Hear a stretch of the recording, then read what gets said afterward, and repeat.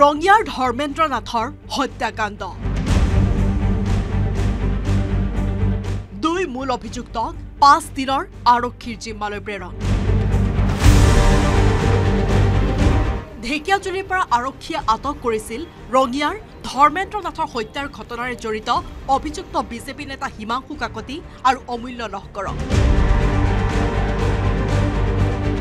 আদালতত দুই অভিযুক্তক হাজিৰৰ পাছত প্ৰেৰণ কৰা হয় আৰক্ষীৰ জিম্মালৈ দুই অভিযুক্তক সাংসাৰী আৰক্ষী থানাত মাৰাথান জেৰা এই ঘটনাৰে জড়িত আন 4 অভিযুক্তকো আটক কৰিছে আৰক্ষীয়ে কোচবিহাৰৰ পৰা আটক অনুস্ময় কলিতা মণি কাকতি বিকি লহকৰ আৰু নিতুল কলিতা নিশা চলোৱা অভিযানতে আটক কৰা হয় এই 4 অভিযুক্তক নিঃসংগভাৱে হত্যা কৰিছে তাৰ কাৰণে এটা দুখ লগা বিষয় আৰু এই বিষয়টোত তেওঁলোকৰ জানে উচিত শাস্তি বুলি নহয় তেওঁলোকৰ ইতিমধ্যে ফাঁসি হ'ব লাগে কাৰণ কিয়নো যাতে ৰঙিয়াত তেনেকুৱা ধৰণৰ আৰু নেক্সট টাইম তেনেকুৱা ধৰণৰ ঘটনা ৰঙিয়াত নহয় অনুস্ময় কলিতা হয় কোন তেওঁ ৰঙিয়া নগৰ মণ্ডল যুৱ মৰ্চাৰ এগৰাকী সভাপতি তেওঁ বিজেপি যুৱ মৰ্চাৰ সভাপতি হোৱাৰ পাছত এই ঘটনাৰ লগত নাম হাঙুৰ খোৱাৰ পাছতো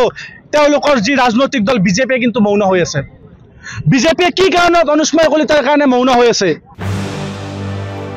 আনহাতে মৃতকৰ ঘৰলৈ গৈ ঘটনাৰ বুজ লোৱাৰ লগতে পৰিয়ালক সমবেদনা জনাই ৰাজ্যিক বিজেপিৰ সভাপতি ভৱেশ কলিতাই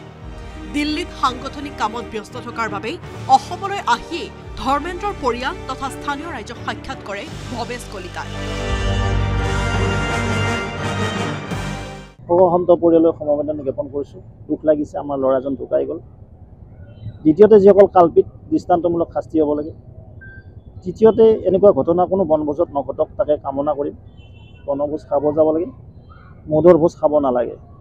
নহ'লে এনেকুৱা আৰু বহুত পৰিয়ালত দশা হ'ব বিজেপিৰ কাৰ্যকৰ্তা বুলি নাম ওলাই আছে এজনৰ নাম সঁচাই তেওঁ দায়িত্বত আছিল আগতে যিজন বাবু অনুস্ময় বুলি কলিতা অনুস্ময় কলিতা তেওঁক আমি অব্যাহতি দিম নাৰায়ণ দত্ত ডাঙৰীয়া তেতিয়া আমি পাৰ্টিৰ দায়িত্ব দিছোঁ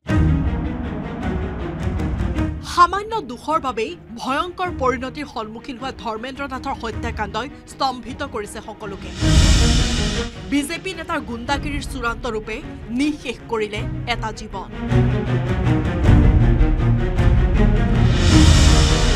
ৰঙিয়াৰ পৰা ইনামুল ইছলামৰ report news 18 Assam north east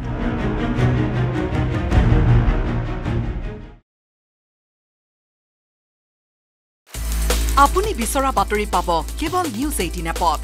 news 18 app download কৰিবলৈ স্ক্যান কৰক এই QR কোড গুগল প্লে ষ্টৰতো পাব এই নিউজ 18 এপ